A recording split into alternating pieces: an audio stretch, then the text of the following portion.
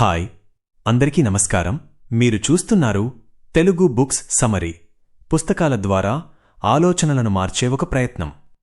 ఈరోజు మనం మాట్లాడబోయే పుస్తకం ప్రపంచవ్యాప్తంగా కోట్ల మందిని ఆర్థికంగా ఆలోచించే విధానాన్ని మార్చిన ఒక సంచలన గ్రంథం. ఈ పుస్తకం డబ్బు సంపాదించడం గురించి మాత్రమే కాదు, డబ్బు గురించి మనం ఎలా ఆలోచించాలి, మన జీవితాన్ని ఎలా నిర్మించుకోవాలి, స్వేచ్ఛ అంటే నిజంగా ఏమిటి అనే ప్రశ్నలకు సమాధానాలిస్తుంది. ఆ పుస్తకం పేరు రిచ్ డాడ్ పూర్ డాడ్. రచయిత రాబర్ట్ టి కియోసాకి. ఈ పుస్తకంలోని ముఖ్యమైన విశేషం ఏమిటంటే, ఇది సిద్ధాంతాలు చెప్పడం కాదు, రెండు తండ్రుల జీవితాల ద్వారా ఒక బలమైన విరుద్ధతను చూపిస్తుంది. ఒకరు పూర్ డాడ్, మంచి చదువు, మంచి ఉద్యోగం, భద్రమైన జీవితం నమ్మిన వ్యక్తి. మరొకరు రిచ్ డాడ్, స్కూల్ చదువు కన్నా ఆర్థిక తెలివిని నమ్మిన వ్యాపార దృష్టి ఉన్న వ్యక్తి. ఈ ఇద్దరి ఆలోచనల మధ్య తేడానే ఈ పుస్తకం యొక్క హృదయం. రాబర్ట్ చిన్నప్పటినుంచి తన నిజమైన తండ్రిని పూర్ డాడ్గా పిలుస్తాడు. ఆయన చదువులో అగ్రగణ్యుడు, పీహెచ్డీ చేసిన వ్యక్తి, ప్రభుత్వ ఉద్యోగంలో ఉన్నవాడు. సమాజంలో గౌరవం, స్థిరమైన ఆదాయం, భద్రమైన జీవితం, ఇవన్నీ ఆయన నమ్మకాలు. బాగా చదువు, మంచి ఉద్యోగం తెచ్చుకో, కష్టపడి పనిచెయ్యి అనే సలహానే ఆయన ఎప్పుడూ ఇచ్చేవాడు. కాని జీవితం చివరికి వచ్చేసరికి ఆయన ఆర్థికంగా ఇబ్బందులెదుర్కొన్నాడు. అదే సమయంలో రాబర్ట్ జీవితంలోకి వచ్చిన మరో వ్యక్తి, అతని స్నేహితుడి తండ్రి. చదువులో పెద్దగా ముందుకు వెళ్లలేదు, కాని వ్యాపారంలో తెలివైనవాడు. డబ్బు ఎలా పనిచేస్తుందో బాగా తెలిసిన వ్యక్తి. అతడే రిచ్ డాడ్.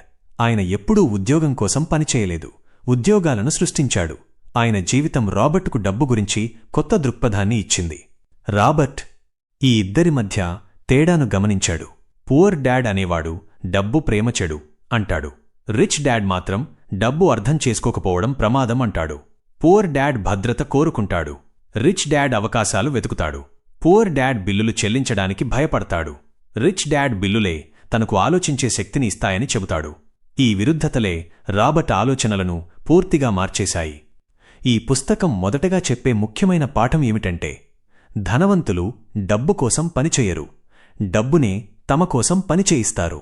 సాధారణంగా మనకు చిన్నప్పట్నుంచే నేర్పింది ఏమిటంటే, మంచి చదువు చదివి, మంచి ఉద్యోగం తెచ్చుకుని నెల జీతంతో జీవితం గడపాలని. కాని రిచ్ డాడ్ చెబుతాడు, ఇది ఒక ఎలుకల పందెం లాంటిది. జీతం పెరుగుతుంది, ఖర్చులు కూడా పెరుగుతాయి. చివరకు మనిషి జీవితాంతం పనిచేస్తూనే ఉంటాడు. డబ్బు కోసం పనిచేయడం వల్ల మనలో భయం పెరుగుతుంది. జీతం పోతుందేమో అనే భయం, ఉద్యోగం పోతుందేమో అనే భయం, రిటైర్మెంట్ తర్వాత ఏమవుతుందో అనే భయం. ఈ భయమే మనల్ని ఒకే స్థితిలో బంధిస్తుంది. రిచ్ డాడ్ మాత్రం భయాన్ని గురువుగా ఉపయోగించమంటాడు. భయాన్ని అర్థం చేసుకుని దాన్ని జయించడం నేర్చుకుంటేనే మనం ఆర్థికంగా ఎదుగుతామని చెబుతాడు. ఈ పుస్తకంలో మరో కీలకమైన భావన ఆస్తులు, అసెట్స్ మరియు బాధ్యతలు, లయబిలిటీస్ మధ్య తేడా. చాలామంది ఇల్లు, కారు, ఖరీదైన వస్తువులు ఆస్తులని అనుకుంటారు. కాని రిచ్ డాడ్ నిర్వచనం వేరుగా ఉంటుంది. మీ జేబులోకి డబ్బు తీసుకువచ్చేది ఆస్తి, మీ జేబు నుంచి డబ్బు తీసుకెళ్లేది బాధ్యత. మీరు ఉండే ఇల్లు మీకు అద్దె ఆదాయం ఇవ్వకపోతే అది ఆస్తి కాదు, అది ఒక బాధ్యత. ఈ ఆలోచన చాలామందికి షాకింగ్గా అనిపిస్తుంది, కాని ఇది డబ్బు యొక్క నిజమైన స్వభావం. ధనవంతులు తమ జీవితాన్ని ఆస్తులను కూడబెట్టడంపై కేంద్రీకరిస్తారు. వ్యాపారాలు, అద్దె ఇళ్ళు, షేర్లు, పెట్టుబడులు ఇవన్నీ డబ్బును సృష్టించే యంత్రాలు. పేదలు మరియు మధ్యతరగతివారు తమ ఆదాయం పెరిగిన కొద్దీ ఖర్చులు పెంచుకుంటారు. కొత్త కారు, పెద్ద ఇల్లు, ఖరీదైన జీవనశైలి. ఫలితం ఏమిటంటే, జీతం ఎక్కువైనా చేతిలో మిగిలేది తక్కువే. ఈ పుస్తకం చెప్పే మరో ముఖ్యమైన పాఠం, ధనవంతులు డబ్బు గురించి చదువుతారు. మన స్కూల్ వ్యవస్థ మనకు ఉద్యోగం ఎలా చేయాలో నేర్పుతుంది, కాని డబ్బు ఎలా పనిచేస్తుందో నేర్పదు. ఆదాయం, ఖర్చులు, పెట్టుబడులు, పన్నులు ఇవన్నీ మనం జీవితంలో తప్పనిసరిగా ఎదుర్కొనే విషయాలు. కాని వీటిపై సరైన అవగాహన లేకుండా జీవిస్తాం. రిచ్ డాడ్ రాబర్ట్కు చెప్పింది ఇదే. ఫైనాన్షియల్ లిటరసీ లేకపోతే ఎంత సంపాదించినా అది నిలవదు. డబ్బు సంపాదించడం కన్నా డబ్బును నిలబెట్టుకోవడం ముఖ్యం. డబ్బు నిలబెట్టుకోవడం కన్నా డబ్బును పెంచడం ముఖ్యం. ఈ 3 దశలకు ఆర్థిక జ్ఞానం అవసరం. చాలామంది మంచి సంపాదన ఉన్నా చివరకు అప్పుల్లో కూరుకుపోతారు. కారణం, డబ్బు ఎలా ప్రవహిస్తుందో వారికి తెలియదు. రిచ్ డాడ్ మరో విషయం చెబుతాడు, పన్నులు మరియు కార్పొరేషన్లు. ధనవంతులు చట్టాలను బాగా అర్థం చేసుకుని తమ ఆదాయాన్ని ఎలా రక్షించుకోవాలో తెలుసుకుంటారు. పేదలు మరియు మధ్యతరగతి వారు ముందుగా పన్నులు చెల్లించి మిగిలిన దానితో జీవిస్తారు. ధనవంతులు ముందుగా తమకు పనిచేసే వ్యవస్థలను నిర్మించుకుంటారు. ఆ తర్వాతే పన్నులు చెల్లిస్తారు.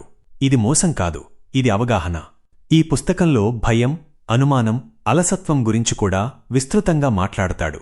చాలామంది అవకాశాలు కనిపించినా నాకు కుదరదేమో, రిస్క్ ఎక్కువ అని వెనకడుగు వేస్తారు. రిచ్ డాడ్ చెబుతాడు, రిస్క్ లేకుండా ఎదుగుదల లేదు. కాని ఆ రిస్క్ అజ్ఞానం వల్ల కాకుండా జ్ఞానం వల్ల ఉండాలి. నేర్చుకుంటూ ముందుకు వెళ్తే ప్రమాదం తగ్గుతుంది. ఇంకొక ముఖ్యమైన అంశం, పనికోసం కాకుండా నేర్చుకోవడానికి పనిచేయడం. చాలామంది ఉద్యోగమంటే జీతం కోసమే చేస్తారు. కాని రిచ్ డాడ్ సలహా వేరే. నీవు చేసే ఉద్యోగం నీకు ఏం నేర్పుతోంది అన్న ప్రశ్న వేసుకోమంటాడు. అమ్మకాలు, నిర్వహణ, మార్కెటింగ్, లీడర్షిప్ ఇవన్నీ భవిష్యత్తులో వ్యాపారం చేయడానికి ఉపయోగపడే నైపుణ్యాలు. కేవలం ఒకే రంగంలో పరిమితం కాకుండా విభిన్న నైపుణ్యాలు నేర్చుకుంటేనే ఆర్థిక స్వేచ్ఛ సాధ్యమవుతుంది. ఈ పుస్తకం చివరికి ఇచ్చే సందేశం చాలా స్పష్టం. డబ్బు చెడు కాదు. డబ్బు లేకపోవడం వల్లే చాలా సమస్యలు వస్తాయి. డబ్బును అర్థం చేసుకోవడం నేర్చుకుంటే మన జీవితంపై మనకు నియంత్రణ వస్తుంది. ఉద్యోగం మనకు భద్రత ఇవ్వదు. మన ఆలోచనలు, మన నైపుణ్యాలే నిజమైన భద్రత. రిచ్ డాడ్ పూర్ డాడ్ ఒక బుక్ కాదు, అది ఒక మైండ్సెట్ మార్పు. ఇది ప్రతి ఒక్కరినీ ధనవంతుణ్ణి చేయమని హామీ ఇవ్వదు. కాని ప్రతి ఒక్కరినీ ఆర్థికంగా ఆలోచించే వ్యక్తిగా మాత్రం మార్చుతుంది. చిన్నప్పటి నుంచి మనకు నేర్పిన డబ్బు గురించిన నమ్మకాలను ప్రశ్నించమంటుంది. కొత్త దారి చూపిస్తుంది.